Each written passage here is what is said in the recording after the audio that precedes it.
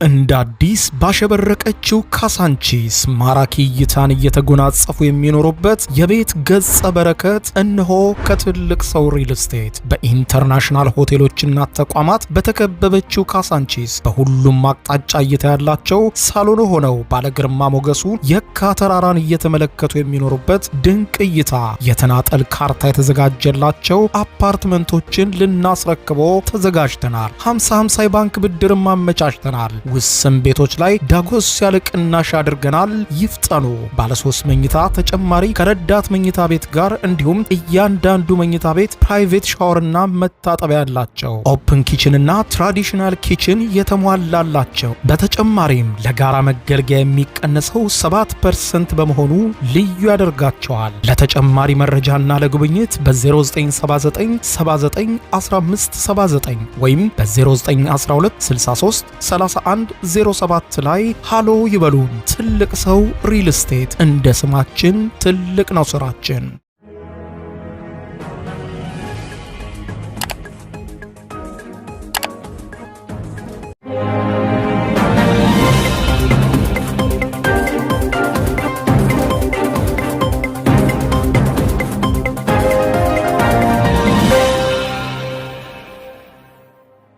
ጤና ይስጥልኝ ክቡራትና ክቡራን የዩቲዩብ ቻናል ቤተሰቦች፣ የሰዓቱን አጭር መረጃ ይዤ ቀርብ ያለው በርከት ያሉ ዓለም አቀፍና ሀገርኛ መረጃዎች ዩቲዩብ ላይ ሲጫኑ ቀድሞ ለእናንተ የማስታወቂያ መልእክት ወይም ኖቲፊኬሽን እንዲደርሷችሁ የዩቲዩብ ቻናሌን ሰብስክራይብ በማድረግ የደወል ምልክቷን መጫን አትዘንጉ። ወደ መረጃው ስናቀና አንድ ሰነድ ከወደ አሜሪካ ወጥቷል። ሰነዱ ኢትዮጵያን፣ ሩሲያን ጨምሮ ሌሎችንም በርካታ ሀገሮችን የሚመለከት ነው።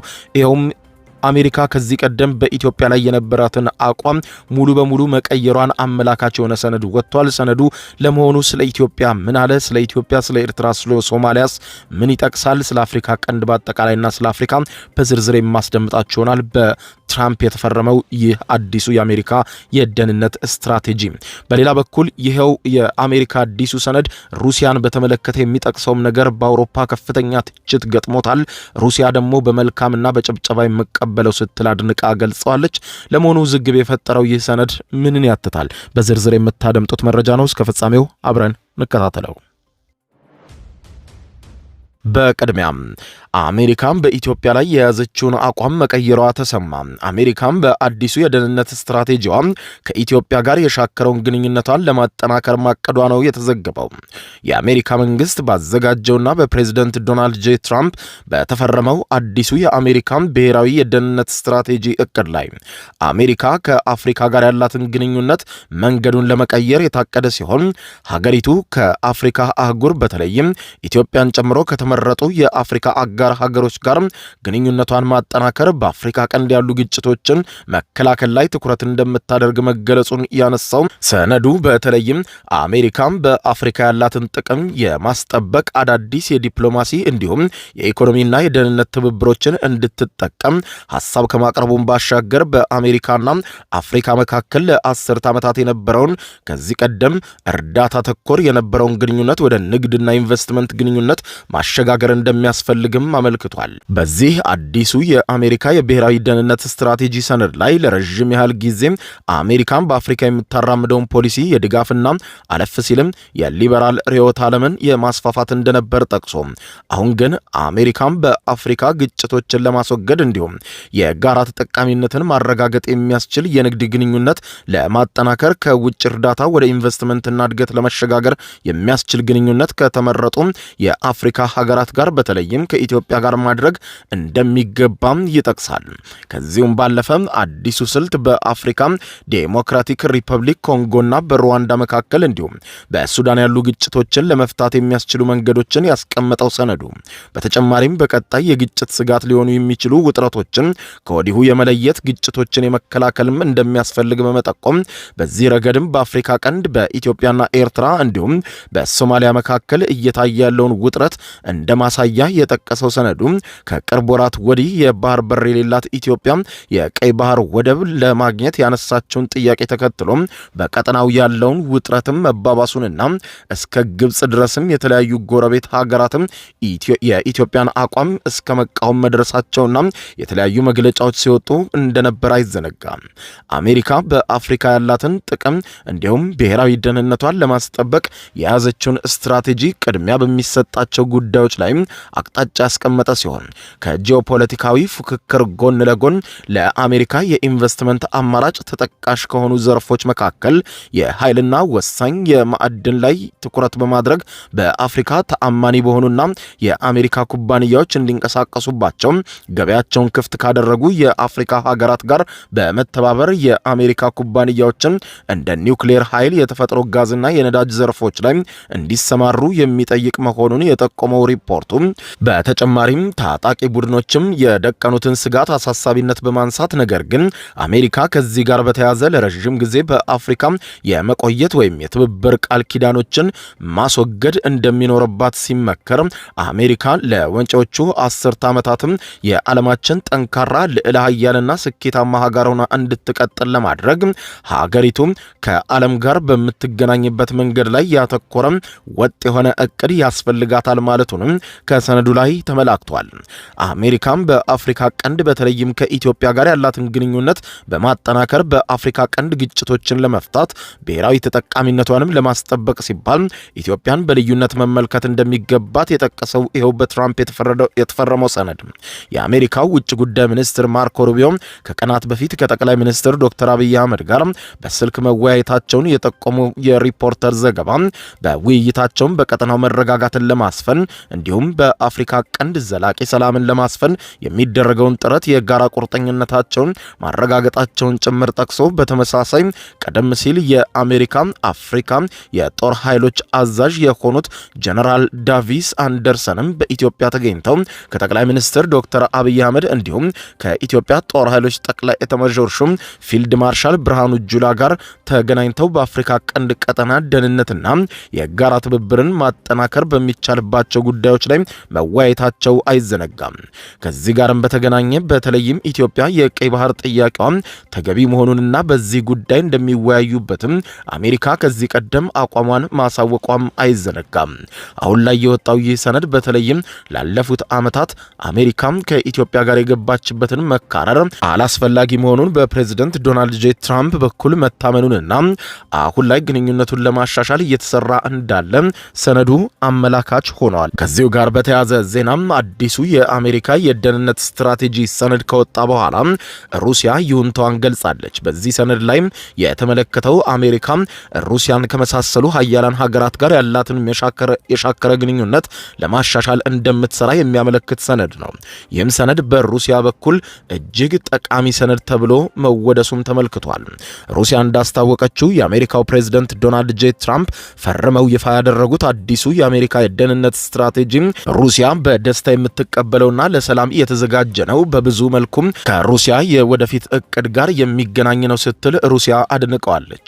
የትራምፕ አስተዳደር ባለፈው ሳምንት ይፋ ያደረገው ይህ ባለ 33 ገጹ የስትራቴጂ ሰነድ ከኢትዮጵያና ከሌሎችም የአፍሪካ ሀገራትን ባሻገር እንደ ሩሲያ ያሉ ሀያላን ሀገራትንም በዝርዝር ጠቅሶ አውሮፓውያንም ከፍተኛ ስጋት ላይ መሆናቸውን ያመለክታል።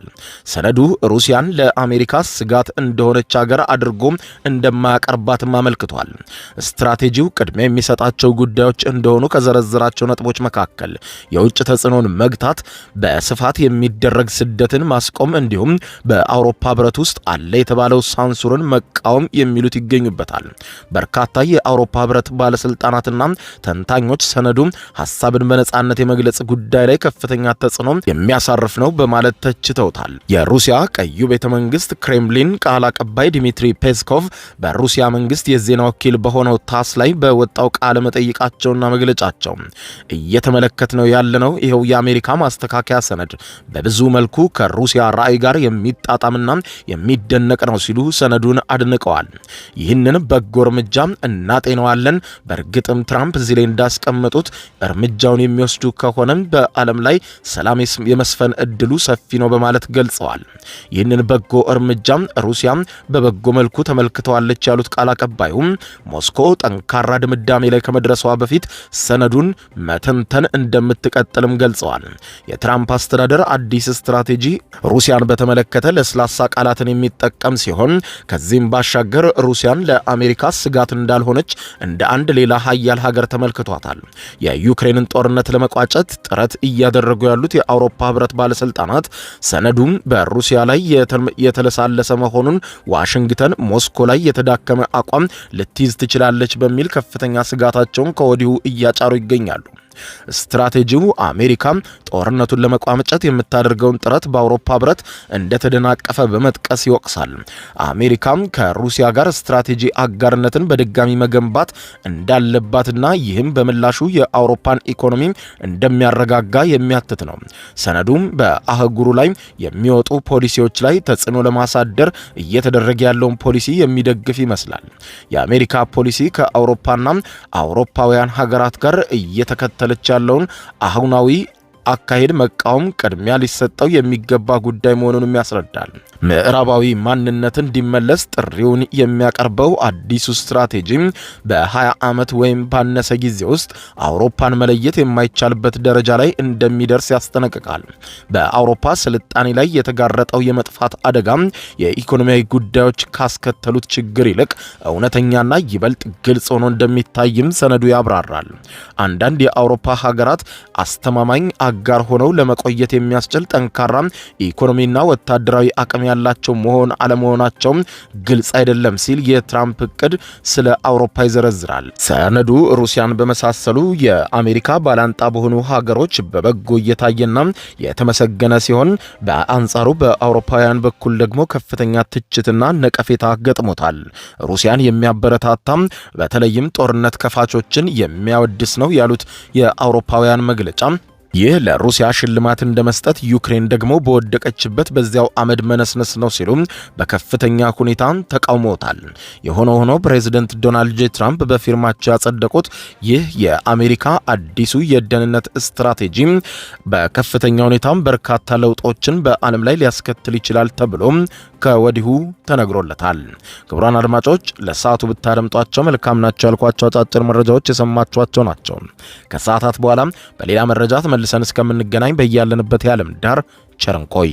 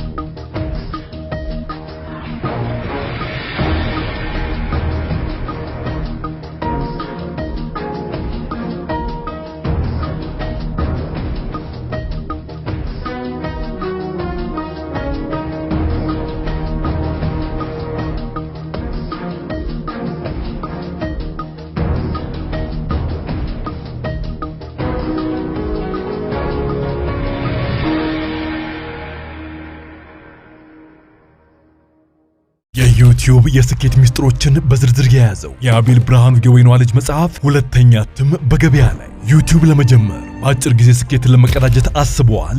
ዩቲዩብ ብጀምር ስንት ብር አገኘሁም ብሎ አስበዋል? እንግዲያውስ በዩቲዩብ 2 የወርቅ 3 የብር ሽልማቶችን ያገኘው የአቤል ብርሃኑ የወይኗ ልጅ የዩቲዩብ ሚስጥሮች መጽሐፍ በዝርዝር ሁሉንም ያብራራሉታል። ዛሬውኑ ገዝተው ህልሞን እውን የሚያደርጉበትን የዩቲዩብ የስኬት መንገድ ይጀምሩ። በሀገር ቤት አከፋፋይ አዲስ አበባ ሜክሲኮ ኮሜርስ መጽሐፍት መደብር።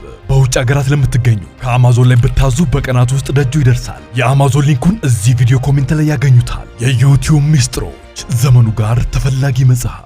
እንደ አዲስ ባሸበረቀችው ካሳንቺስ ማራኪ እይታን እየተጎናጸፉ የሚኖሩበት የቤት ገጸ በረከት እነሆ ከትልቅ ሰው ሪል ስቴት በኢንተርናሽናል ሆቴሎችና ተቋማት በተከበበችው ካሳንቺስ በሁሉም አቅጣጫ እይታ ያላቸው ሳሎን ሆነው ባለግርማ ሞገሱ የካ ተራራን እየተመለከቱ የሚኖሩበት ድንቅ እይታ የተናጠል ካርታ የተዘጋጀላቸው አፓርትመንቶችን ልናስረክቦ ተዘጋጅተናል። 50-50 የባንክ ብድርም አመቻችተናል። ውስን ቤቶች ላይ ዳጎስ ያለ ቅናሽ አድርገናል። ይፍጠኑ።